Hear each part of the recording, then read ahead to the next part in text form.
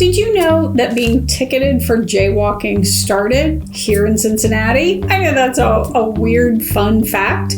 And today I'm giving you 8 more facts in case you are looking at relocating to the Cincinnati area. From voting, marijuana, and some things to do, let's get this list started off with a bang. Gun ownership. The laws changed a few years ago when a concealed carry permit had been required, and now there's no requirement. So you can open carry, conceal carry, whatever, as long as the business or government building that you are walking into doesn't prohibit it. Now, open carry, you must be 18 years of age or older, and private businesses do have the right to ask you to leave, and they can post signs prohibiting firearms. Squatters' rights.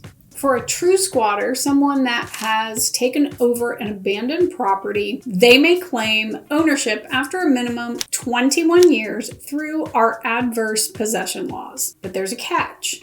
It must be continuous, open, and hostile possession, which means if the owner tells you to leave and you do not, then that would be hostile. It does have to be continuous. I'm not really sure how they prove that, but let's just say it's not as easy as they make it look on social media. But with the election coming up, you're probably wondering, how does Ohio vote? Here's a map of the Ohio districts from Politico from the 2020 election, which was Biden versus Trump.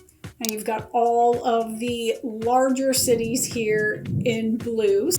Now, I could leave it there and that may be all you really need to know.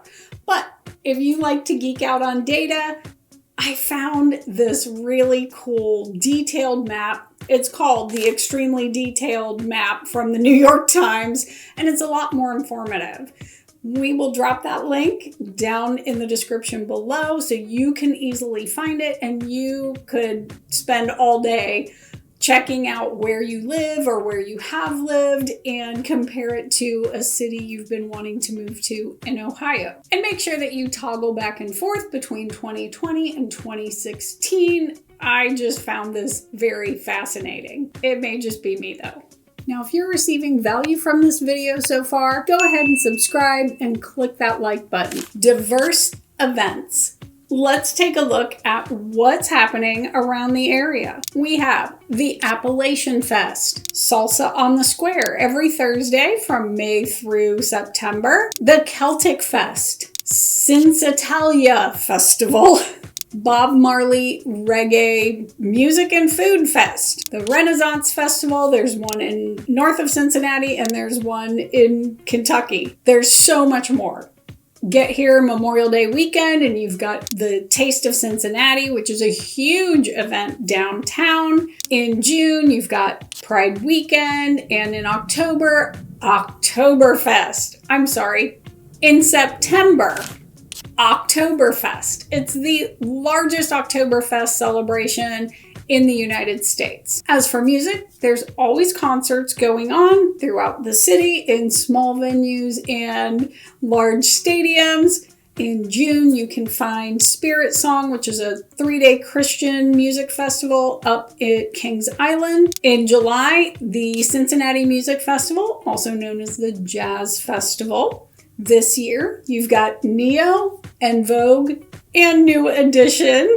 3 days of non-stop fun at Paycor Stadium. In August, check out Voices of America, which is a big country concert out in Westchester at Voice of America Park. At number 5, did you know that your spouse has a financial interest in a property, even if you weren't married when you bought it, and you are the only person on the deed? Yep, Ohio is one of 3 states that still has dower rights. It does confuse people an awful lot, and it can even be an issue if you inherit a property. Depending upon how the home or land is transferred to you, your spouse may have to sign off on the deed when you sell it. Is there a way to own something outright?